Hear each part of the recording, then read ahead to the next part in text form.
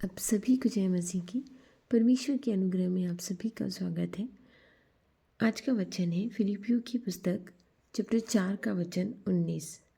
और मेरा परमेश्वर भी अपनी उस धन के अनुसार जो महिमा सहित मसीह यीशु में है तुम्हारी हर एक घटी को पूरा करेगा। आमीन। फिलिपियों की पुस्तक पर सेंट पौलुस के द्वारा बहुत सारी पुस्तकें लिखी गई हैं। जब उन्होंने बहुत बार दुख पाया है परमेश्वर के लिए, उन्होंने 3 बार 39 कोड़े खाए हैं। वो जेल में बंद रहा, वो समुद्र में भी बहुत दिनों तक चलता रहा, नाव में डोलता फिरता था, इधर उधर परमेश्वर के सुसमाचार के प्रचार के लिए वो इधर उधर घूमता रहता था, दुख सहता था, उसकी आंख से आंसू कभी बंद न होते थे। फिर भी वो परमेश्वर के लोगों के लिए, उनको बचाने के लिए जब उसने मसीह को पाया, उसके अनुग्रह को पाया, उसकी महिमा को पाया, तो अपनी परमेश्वर के सुसमाचार का प्रचार करने के लिए वो इधर उधर भटकता फिरता था। और जेल में बंद होकर भी वो इतनी अच्छी अच्छी पत्रियाँ अपने लोगों के लिए लिखता था। उसी का ये विश्वास था कि परमेश्वर और मेरा परमेश्वर, कितना विश्वास था उसे, संपूर्ण रूप से उसे विश्वास था। इसीलिए तो वो कहता था और मेरा परमेश्वर भी अपने उस धन के अनुसार जो महिमा सहित मसीह यीशु में है। एक ऐसा धन जो महिमा सहित यीशु में है। मसीह यीशु ने अपने आप को शून्य किया था इस पृथ्वी पर आकर। वो परमेश्वर के तुल्य होते हुए भी अपने आप को शून्य उसने कर लिया था और आज्ञाकारी इतना हो गया कि मृत्यु तक आज्ञाकारी रहा। उसकी महिमा हमेशा उसमें रही, लेकिन उसने उसकी महिमा का कभी दुरुपयोग नहीं किया, मगर पिता की इच्छाओं पर हमेशा चलता रहा। इसीलिए तो जो यीशु में जो महिमा सहित प्रभु यीशु में जो धन है वो तुम्हारी हर एक घटी को पूरा करेगा। अगर विश्वास है कि मेरा परमेश्वर, मेरा यीशु, मेरा मसीहा मेरी हर घटी को पूरी करेगा, तो वो अवश्य पूरी करेगा। आमीन।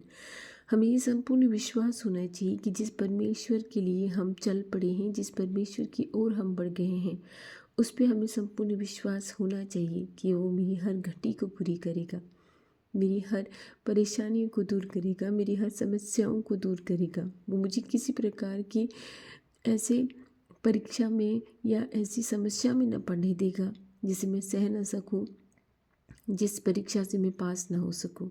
वो हमें ऐसा सामर्थ्य देता है, ऐसी महिमा में वो खुद है कि अगर हम उसमें विश्वास करते हैं तो उसकी ऐसी चुनी हुई इज़राइल प्रजा है कि वो हमें कभी न छोड़ेगा। आमीन। विश्वास करने की संपूर्ण ज़रूरत है। हमें हर दुख में, हर सुख में, हर परेशानी में उस पर विश्वास करना बहुत ज़रूरी है। क्योंकि जब पौल, जो साउल था वो बाद में पौल हो गया था, जब साउल उसमें विश्वास ना करता था तो उसके लोगों को वो सताता था। हर तरह का पाप साउल ने किया था। आप बाइबल पढ़ेंगे तो आपको पता चलेगा, किडनैपिंग, मर्डर, रेप, हर तरह का पाप जो एक मनुष्य गिनौनी से गिनौनी हरकत वो कर सकता है उसने की थी। लेकिन जब उसने परमेश्वर ने, मसीह यीशु का उसे जब ज्ञान हुआ, तब उसने संसार को त्याग दिया और उसके पीछे चल पड़ा। आप जानते वो बीहेडेड हुआ, उसे उसका गला काटा गया था, लेकिन मृत्यु भी उसने सहज ही स्वीकार कर ली थी, क्योंकि वो एक ऐसे अनंत जीवन की यात्रा की दौड़ में निकल गए थे जो अभी वो युगाने काल तक परमेश्वर की सेवा टहल करते हुए उस स्वर्ग राज्य में उनके साथ घूमते फिरते हैं, उनके साथ रहते हैं। कितना सुहावना है ना, अगर सोचते हैं हम कि हम परमेश्वर के साथ घूम रहे हैं, हम परमेश्वर के साथ उसकी सेवा टहल कर रहे हैं, जहाँ कोई दुख नहीं है, कोई पीड़ा नहीं है, कोई रोग नहीं है, किसी तरह की कोई समस्या नहीं है, किसी तरह का कोई भौतिक सुख पाने की लालसा नहीं है, व्यभिचार नहीं है, किसी तरह का कोई पाप नहीं है, जहाँ न नींद है न रात है, कुछ नहीं, हर वक्त परमेश्वर की महिमा, नए गीतों के साथ परमेश्वर की महिमा, उस युगानुयुग काल तक जीने वाले सामर्थी महिमा से युक्त मेरे परमेश्वर की महिमा दिन रात वहाँ जय जयकार करते हैं। उसके चुने हुए लोग, उसकी चुनी हुई प्रजा जो उसकी आज्ञाओं पर चलते हुए अपने प्राण त्याग चुके हैं, उसकी दिन रात उसकी महिमा करते हैं। कितना आनंदमयी है ना उसे सोचना। हम जानते हैं पिता के आने का समय निकट है और पिता शीघ्र आने वाले हैं। हर चीज़ का। यीशु ने भी 40 दिनों तक उपवास किया था, और मिस्रियों ने भी 40 साल तक जंगल में वो भटके थे। दाऊद ने 40 साल तक राज्य किया था। इस 40 दिनों का महत्व बहुत ही उत्तम है, बहुत ही बढ़िया है। जब यीशु स्वर्ग गए थे तो वो अपने पुनरुत्थान के 40 दिन बाद स्वर्ग गए थे। कुछ तो होगा जो 40 दिनों को परमेश्वर ने बहुत महत्व दिया है। 40 नंबर जिसे परमेश्वर ने बहुत महत्व दिया है। भाई बहनों, मुझे भी इसके बारे में अभी कुछ नहीं पता है, लेकिन जैसे जैसे मुझे समझ में आएगा मैं आपको ज़रूर समझाऊंगी। मगर 40 एक नंबर मुझे लगता है बहुत ही इम्पोर्टेंट नंबर है, और बहुत ही अच्छा नंबर है जो परमेश्वर इसमें के द्वारा हमें कुछ समझाना चाहते हैं। वो महिमा से युक्त परमेश्वर जो उसकी बाट जो होते हैं वो बिना पाप उठाए इस बार उनके लिए ज़रूर आए हैं। हे मेरे खुदा, मैं पूर्ण विश्वास करती हूँ कि तू बिना पाप उठाए, पिछली बार तू हमारे लिए पाप उठाया था और क्रूस पे मर गया था, मगर इस बार हम जैसी संतानें तेरी जो बाट जो होते हैं तो हमारे लिए वापस आएगा। बिना पाप उठाए तू हमें दिखाई देगा। तू बादलों पर आएगा महिमा के साथ, पिता के साथ दाहिने विराजमान है। तू बादलों पर आएगा, मैं विश्वास करती हूँ। जो तेरी महिमा है उसे तूने कभी न खोया। तू महिमा में होते हुए भी अपनी महिमा का, अपने परमेश्वर का दास बना रहा। तूने कभी उसका गलत उपयोग न किया। तू आज्ञाकारी इतना रहा कि तूने मृत्यु स्वीकार कर ली, और ऐसी मृत्यु जो उस समय में बहुत ही घिनौनी थी। फिर भी तूने आज्ञाकारी रहकर अपने परमेश्वर की महिमा को, अपने परमेश्वर की आज्ञा को पूर्ण किया। क्योंकि जब तूने क्रूस पर अपने प्राण त्यागे तो तूने कहा पूरा हुआ। तूने कहा मैं व्यवस्था को लोप नहीं पूरा करने आया हूँ। पुराना नियम जिसमें तेरे बारे में लिखा गया है, कई बार तेरे बारे में लिखा गया है। जिस तरह मूसा ने इज़राइलियों के लिए पीतल के सांप को ऊंचा टंगाया था, उसी तरह तू वापस इज़राइलियों के लिए अपने आप को क्रूस पर ऊंचा टंगा गया। तुझे परमेश्वर ने नबियों के मुख से तेरे बारे में कई बार बोला। पवित्र शास्त्र में मनुष्य तुझे ढूंढता रहा, फिर भी तुझे न पाया। यहूदी, फरीसी, सदूकी जो अपने आप को तेरा दास समझते थे, वो भी तुझे न पहचान पाए। इसीलिए तू ठोकर का पत्थर बन गया। तूने कहा है, धिक्कार है तुम पर जो तुम ठोकर के पत्थर बनते हो। हम ठोकर के पत्थर ना बनने पाए परमेश्वर। ऐसी शक्ति, ऐसी सामर्थ्य और ऐसी तेरी महिमा से हमें परिपूर्ण कर दे कि हम किसी के लिए भी ठोकर का पत्थर ना बनने पाए। अगर हम दिखाने पाए तो जीवन की राह दिखाने पाए, तेरे वचनों और तेरी आज्ञाओं को मानना सिखाने पाए, मगर हम किसी के लिए ठोकर का पत्थर ना बनने पाए। परमेश्वर ऐसी बुद्धि दे प्रभु, क्योंकि तेरी महिमा के द्वारा जो धन है, चाहे वो आत्मा का हो चाहे महिमा का हो, वो तेरी महिमा के अनुसार ही हमें मिलेगा। तेरे देने से ही हमें मिलेगा। चाहे हम दिन रात मांगे, मगर जब तक तू न देगा कुछ न मिलेगा। ये विश्वास होना चाहिए कि मेरे परमेश्वर ने महिमा युक्त मेरे यीशु के साथ उस धन को मुझे दिया है जो हम चाहते हैं, उस महिमा को मुझे दिया है जो हम चाहते हैं।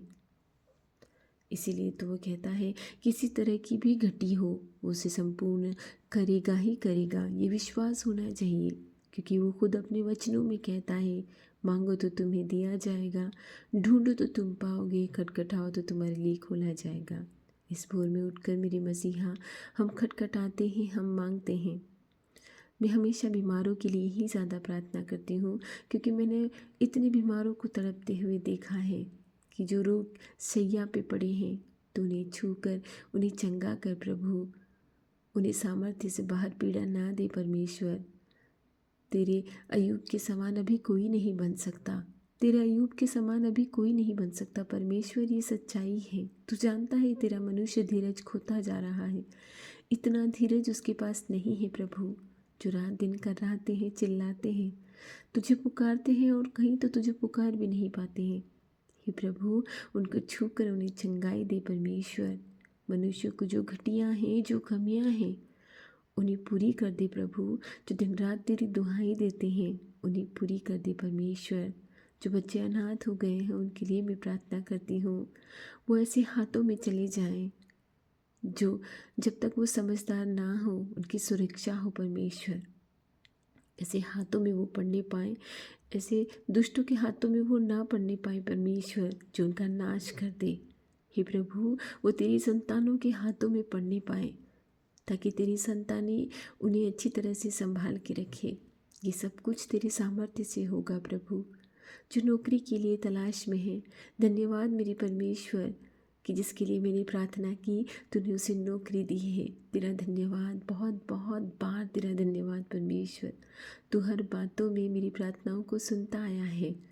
मेरे भाई बहनों की प्रार्थनाओं को सुन परमेश्वर, उनकी प्रार्थनाओं को सुन, उनकी दुहाई की ओर कान लगा प्रभु। मैं विश्वास करती हूँ, पूर्ण विश्वास करती हूँ कि तूने प्रार्थनाओं को सुना है और तू उत्तर भी देता है। तू भला परमेश्वर है, तू हमारे पापों की ओर ध्यान नहीं देता है। कितने मनुष्य हैं जो तेरे नबी हो गए, जो पाप में लिप्त थे, लेकिन जब तुझे जाना, तुझे पहचाना, उन्होंने पापों से मुंह फेर लिया और तेरे ऊपर विश्वास करते हुए अपने जीवन को त्याग दिया, मगर तुझे न छोड़ा। ऐसे भी तेरे दास हुए हैं जो तवे पे फ्राई किए गए, भूखे शेरों के सामने छोड़े गए, जो गरम तेल में तले गए, जो जिंदा आग में डाले गए, लेकिन फिर भी उन्होंने तुझे प्रेम करना नहीं छोड़ा परमेश्वर। ऐसा विश्वास हमें दे प्रभु कि जीवन की कठिनाइयों से, समस्याओं से या मनुष्यों के डर के मारे हम तुझे न छोड़ें, अंत तक धीर बने रहें, तुझे पकड़े रहें, तेरी महिमा में बढ़ते जाएं। चाहे कोई भी परेशानी आए, मेरे परमेश्वर को मुझसे कोई ना अलग कर नहीं पाए। हे प्रभु, इतनी क्षमता दे। मैं जानती हूँ कि तुझे मानते हुए, तुझ में विश्वास करते हुए बहुत सारी समस्याओं से हमें जूझना पड़ेगा। मैं जानती हूँ बहुत सारी परेशानियों से जूझना पड़ेगा, मगर हम मनुष्य के दास ना बने। अगर हम बने तो तेरे दास बने। हम कभी भी मनुष्य के दास ना बनने पाए परमेश्वर। हम उठे तो तेरी महिमा से उठें, और अगर हम सोएं तो हमेशा के लिए तेरी महिमा में सोएं, क्योंकि हम उस नर्क की अग्नि को भोगना नहीं चाहते जो युगाने काल तक कभी भी समाप्त नहीं होती। हम उस स्वर्ग के राज्य को भोगना चाहते हैं जहाँ तू रहेगा, तेरे साथ हम रहेंगे, तेरी महिमा में हम दिन रात लिप्त रहेंगे, तेरी महिमा हम दिन रात करते रहेंगे परमेश्वर। ऐसे स्वर्ग राज्य की ओर हमें ले चल, ऐसे स्वर्ग राज्य में हमें बढ़ने की दे परमेश्वर। हमें प्रोत्साहित कर प्रभु। जो मेरे भाई बहन खो गए हैं, जो गुम हो गए हैं, जो तेरी भेड़ें गुम हो गई हैं प्रभु, उन्हें पुकार ले परमेश्वर, उन्हें वापस पुकार ले प्रभु, क्योंकि अंतिम समय बहुत निकट है, अंतिम समय बहुत करीब है परमेश्वर। मेरे भाई बहनों को आवाज़ दे प्रभु कि वो लौट आए, वो लौट आए जो तुझे समझ कर, तुझे पाकर तुझसे दूर चले गए हैं। वो लौट आए जिस तरह तुझे मैंने पाया और मैं दूर चली गई, लेकिन जब मुझे तूने पुकारा मैं तेरे पास वापस आ गई प्रभु। तेरा धन्यवाद, तेरा कोटि कोटि धन्यवाद परमेश्वर कि तूने मुझे बचा लिया। नहीं तो मैं पता नहीं कौन से पापों में, कौन सी मूर्ति की पूजा करने में लिप्त हो जाती, मैं नाश कर लेती अपनी आत्मा को। तेरा कोटि कोटि धन्यवाद परमेश्वर कि तेरी महिमा, तेरे चमत्कार देखते हुए भी मैं भटक गई थी, पर तूने मुझे बुलाया और मेरे द्वारा कितनों का उद्धार हुआ। ये मेरे द्वारा नहीं हुआ परमेश्वर, ये तूने चाहा इसलिए हुआ। तू भला खुदा है, तू भला परमेश्वर है। तू प्रार्थनाओं को सुनता है, तू दुहाइयों को सुनता है। तू अपने संतानों को कभी भटकने न देगा, तू अपने संतानों को कभी परेशान न होने देगा, तू हमें कुछ न घटी होने देगा। अगर घटी है तो तेरा समय आने पर वो ख़त्म हो जाएगी। आमीन।